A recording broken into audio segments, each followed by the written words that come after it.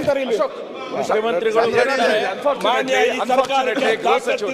ಮರ್ಯಾದೆ ಇದ್ರೆ ಇಂಗ್ಲಿಷ್ ಅಲ್ಲಿ ತಿಮ್ಮಾರೋಡಿ ಅಂತ ಹೇಳಿದ್ದಾರೆ, ಬಂಧಿಸಬೇಕು ಸರ್ಕಾರ.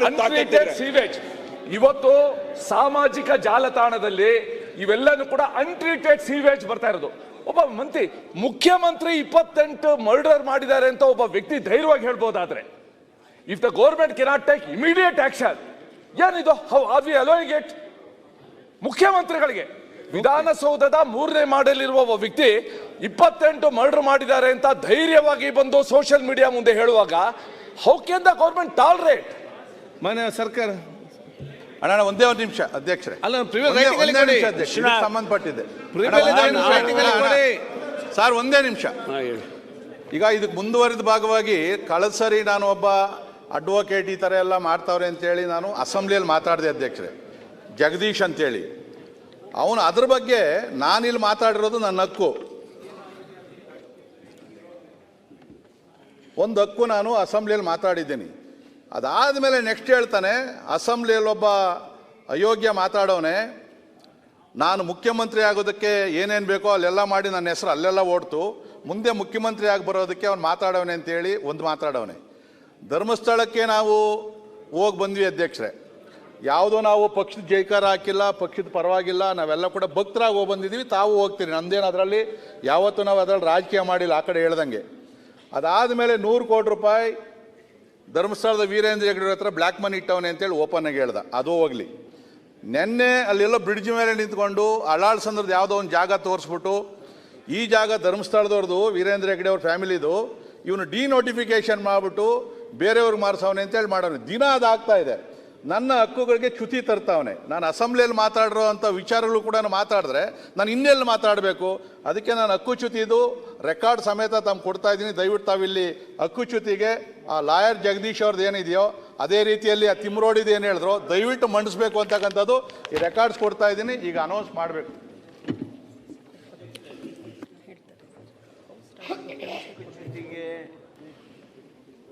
ಮಾನ್ಯ ವಿಶ್ವನಾಥ್ರವರು ಮೂವ್ ಮಾಡೋದ್ರ ಬಗ್ಗೆ ಪ್ರಸ್ತಾಪ ಮಾಡಿದರು. ಅವರ ಹಕ್ಕದು. ಸದನದಲ್ಲಿ ನಮಗಿರ್ತಕ್ಕಂಥ ದೊಡ್ಡ ಹಕ್ಕಂದ್ರೆ ಪ್ರಿವಿಲೇಜ್ ಮೋಷನ್. ಅದಕ್ಕೆ ನಿಯಮಾವಳಿಗಳಿವೆ. ಆ ನಿಯಮಾವಳಿಗಳಂತೆ ಅವರು ನೋಟಿಸ್ ಕೊಡಲಿ.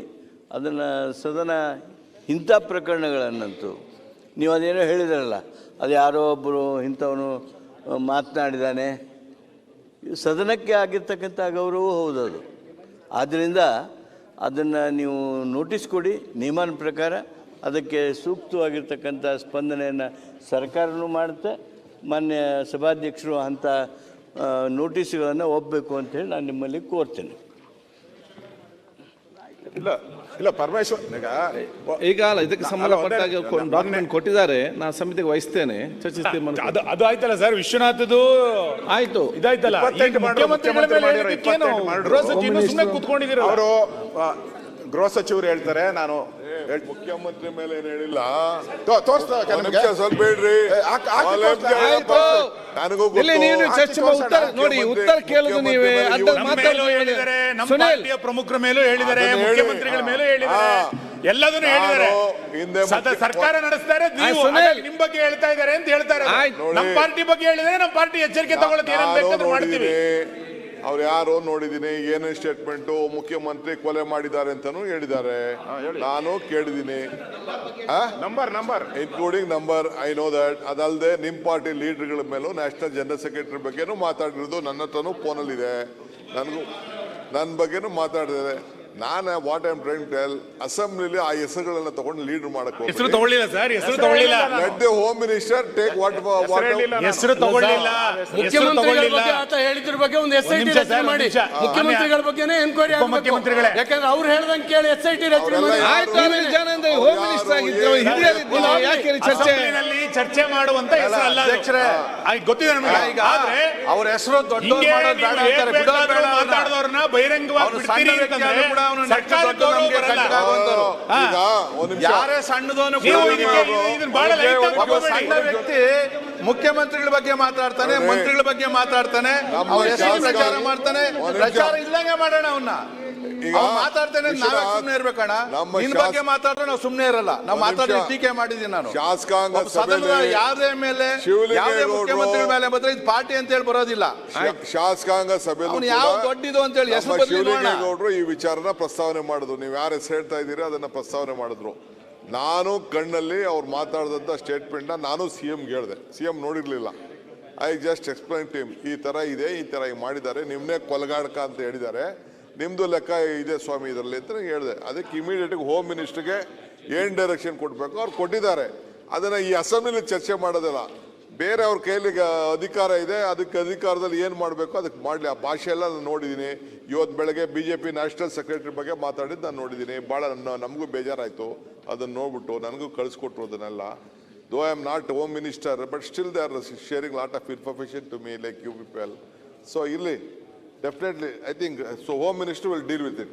ಅಲ್ಲ DK ಶಿವಕುಮಾರ್ ಅವರೇ, ಅದು ಬೇರೆ ವಿಚಾರ ಬಂದಾಗ ಸ್ವಲ್ಪ ಖಡಕ್ ಆಗಿ ಜೋರಾಗಿ ಅಂತ ಅಂದ್ರಿ. ಇವಾಗ ಎಲ್ಲಿ ಅದು ಅನ್ಲೇ ಇಲ್ಲಲ್ಲ. CM ಮೇಲೆ ಬಂದಾಗ 28 ಕೊಲೆ ಬಂದಾಗ ಒಂದ್ಸರಿ ಹಿಂಗ್ ಅಂದಿದ್ರೆ ನೀವು ಜೋಡಿ ಕರೆಕ್ಟ್ ಅಂತ ಇದ್ರಿ. ಅನಿಸ್ತಾ ಇದೆ ನನಗೆ. ಆಯ್ತು, ಗೃಹ ಸಚಿವರು ಈ ವಿಚಾರದಲ್ಲಿ ನಾವು ಸರ್ಕಾರ ಜೊತೆಯಲ್ಲಿ ಮಾನ್ಯ ಅಧ್ಯಕ್ಷರೇ, ಇಂಥ ವಿಚಾರಗಳು ಬಂದಾಗ ತಾವು ಭಾಳ ಜೋರಾಗಿ ಮಾತಾಡ್ತೀರಿ. ನಾವು ಸರ್ಕಾರ ಅಷ್ಟೊಂದು ಹೆಲ್ಪ್ಲೆಸ್ ಆಗಿದೆ ಅಂತ ತಿಳ್ಕೊಂಡಿದ್ದೀರಾ ನೀವು?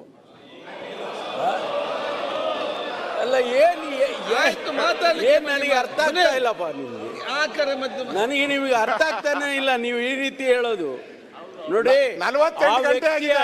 ಸ್ಟೇಟ್ಮೆಂಟ್ ಕೊಟ್ಟು 48 ಗಂಟೆ ಆಗಿದೆ. 48 ಗಂಟೆ 48 ಅವರ್ಸ್.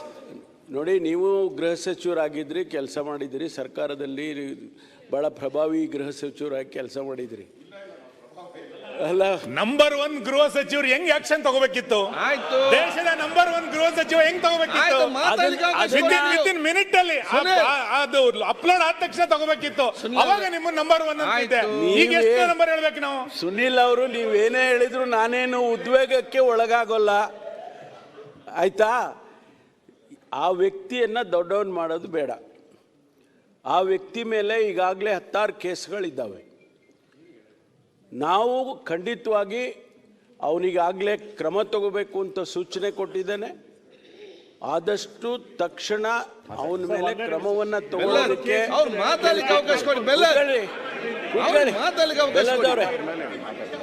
ಆದ್ರಿಂದ ಯಾರನ್ನ ಇಂಥ ವ್ಯಕ್ತಿಗಳನ್ನ ಸಮಾಜದಲ್ಲಿ ಬಿಡೋದಕ್ಕೆ ಸಾಧ್ಯನೇ ಇಲ್ಲ. ಕಾನೂನು ದೇಶದಲ್ಲಿ ಮಾಡಿರೋದೇ ಅದಕ್ಕೋಸ್ಕರ.